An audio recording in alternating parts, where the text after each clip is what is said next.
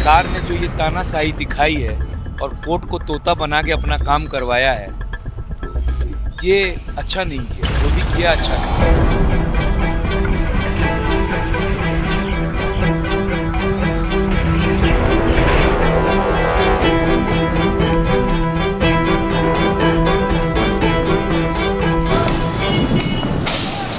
तो मान लीजिए जो नए हैं वो इनके बारे में बता दूं कि ये खुद लाचार हैं, मतलब अपाहिज है। इनके बेटी की हालत बहुत सीरियस रहती है, बेटा उनकी हालत बहुत ज़्यादा सीरियस रहती है। महीने में एक बार अस्पताल लेकर के जाना पड़ता है। तो उसी का भविष्य देख करके इन्होंने ये मकान बनाया था, ताकि ये लोग रहें या ना रहें, कम से कम इनके बच्चे की जो है वो फ्यूचर जो है इनके बच्चे का वो कम से कम सिक्योर हो जाए, कि रेंट से कुछ पैसा आ जाए। क्योंकि इनका बेटा भी उस लायक नहीं है जो पैसा कमा सके बाहर जा कर के, वो भी चलने में असमर्थ है। सरकार ने जो ये तानाशाही दिखाई है और कोर्ट को तोता बना के अपना काम करवाया है, तो ये अच्छा नहीं किया। जो भी किया अच्छा नहीं किया। सुप्रीम कोर्ट ने एक पल में ही खारिज कर दिया, कुछ सुना ही सर, नहीं। ऐसा है कि ये वो लोग हैं जो राष्ट्रपति उपराष्ट्रपति का इस्तीफा ले लेते, तो हम आदमियों को मारने के लिए क्या कर सकते हैं। ये पूंजीपति व्यवस्था है सर। हम देख रहे हैं यहाँ पर कि हज़ारों की संख्या में पुलिस बल को तैनात कर दिया गया है। तो जो संघर्ष आप लोगों ने 5 महीने तक चलाया, वहाँ पर कोई चूक रह गई, अपोजिशन की तरफ से उस तरीके का सपोर्ट नहीं मिला। अगर मिल जाता तो शायद घर बच जाता। सर, ऐसा है ना कि सब कुछ सही था। एक्चुअली क्या है कि जब आपने ठान ही लिया है कि गरीबों को मारना मेरे लिए मक्खियों का खेल है, मार दोगे। सरकार हो आप भाई, जनता या तो मरने पे तुले, मारने पे तुले। हम लोग शरीफ लोग हैं, पत्थरबाज तो है नहीं, हम लोग आतंकवादी तो है नहीं। हम तो एक मामूली से निवासी हैं, ना हमने कोई बंदूक चलाई, ना कभी रिवाल्वर चलाई। तो हमारे साथ तो यही होना चाहिए। हम तो शरीफ आदमी है ना साहब। क्या करेंगे लोग, कहाँ जा रहे हैं आप सब? पता नहीं कहाँ जा रहे हैं, किसी का कुछ भी नहीं पता। कहाँ जाएंगे, किधर जाएंगे। कभी किराए पे रहे नहीं, आज जो लोग किराए पे रह रहे हैं उनके लिए क्या पद्धति, अब तो वही जाने।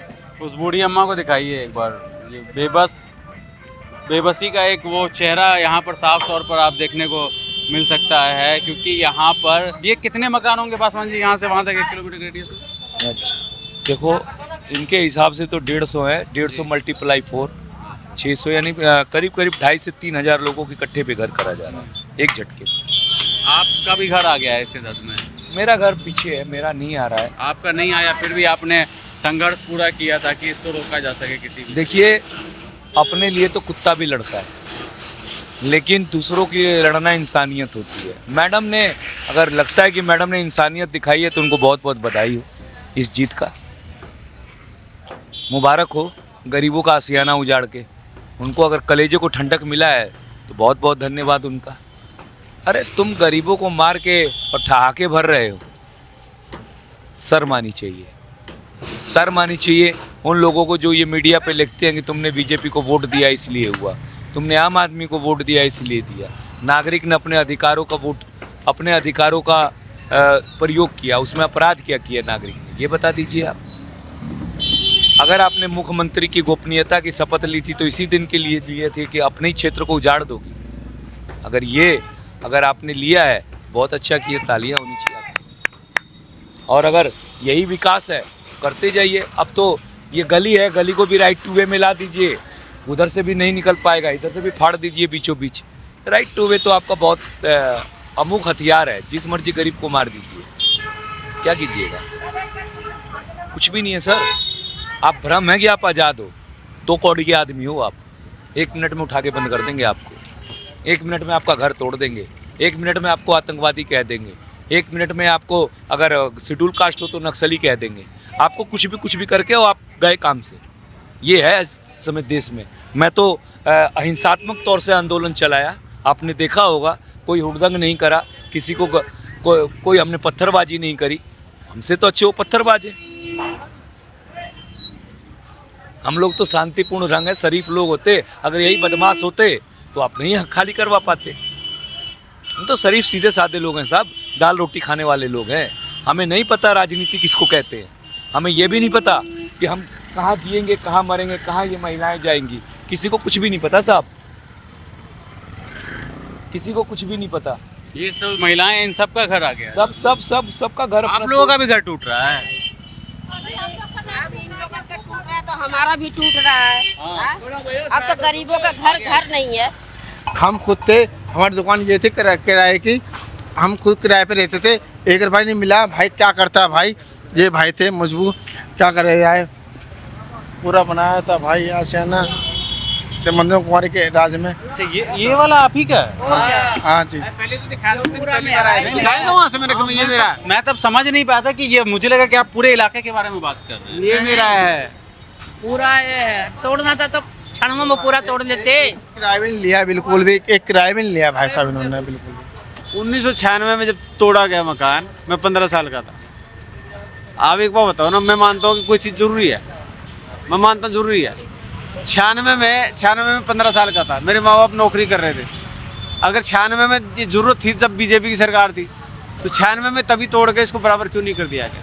कितना चाहिए था? अगर 96 में मेरे साथ कुछ होता तो मेरे माँ बाप मेरे लिए कहीं ना कहीं दूसरा भविष्य तलाशते। अभी पिछले 96 से लेके अब तक 3 बार टूट चुका था, आखिरी में ये बचा, डबल रोड बन गया, सारे काम सेट हो गए। अब बात बताओ, इसके बाद कंफर्मेशन कहाँ है? इसका मतलब तो दिल्ली में कहीं भी रह लो तुम सेफ नहीं, कभी भी कुछ भी हो सकता है। अब 27 साल मैंने आपकी बात से पूरी सहमत, 27 साल बेसब्र इंतजार किया, 27 साल कि अब नहीं होगा, देखते हैं बनाने को। जो मेरी माता जी ने पेंशन से और जो कुछ कमाया था ना, जोड़ा जाड़ा सारा लगा दिया, उल्टा कर्जा भी कर लिया कि इनके जाने के बाद मेरी फैमिली को दिक्कत ना हो। मेरे और मेरे परिवार के बारे में 10 बार बता चुका हूँ। नहीं ना, मैं आपकी कहानी जानता हूँ। जो लोग मान लीजिए जो नए हैं, वो इनके बारे में बता दूं कि ये खुद लाचार हैं, मतलब अपाहिज है। इनके बेटी की हालत बहुत सीरियस रहती है, बेटा जी, तो वही मैं बेटे कह रहा हूँ कि उनके जो बेटा है उनकी हालत बहुत ज़्यादा सीरियस रहती है। महीने में 1 बार अस्पताल लेकर के जाना पड़ता है। तो उसी का भविष्य देख करके इन्होंने ये मकान बनाया था, ताकि ये लोग रहें या ना रहें, कम से कम इनके बच्चे की जो है वो फ्यूचर जो है इनके बच्चे का, वो कम से कम सिक्योर हो जाए, फिर रेंट से कुछ पैसा आ जाए। क्योंकि इनका बेटा भी उस लायक नहीं है जो पैसा कमा सके बाहर जा कर के, वो भी चलने में असमर्थ है। तो ये इन भाई साहब का घर है, आप देख लीजिए। आप 45 साल की उम्र हो गई है जी, विकलांग हूँ, जितना भी मैं कर पा रहा हूँ। बाकी लोगों से 8-10 साल पहले ही हाथ पैर काम करना बंद करेंगे, ठीक है ना? नहीं वो मुझे पता है सारी कहानी।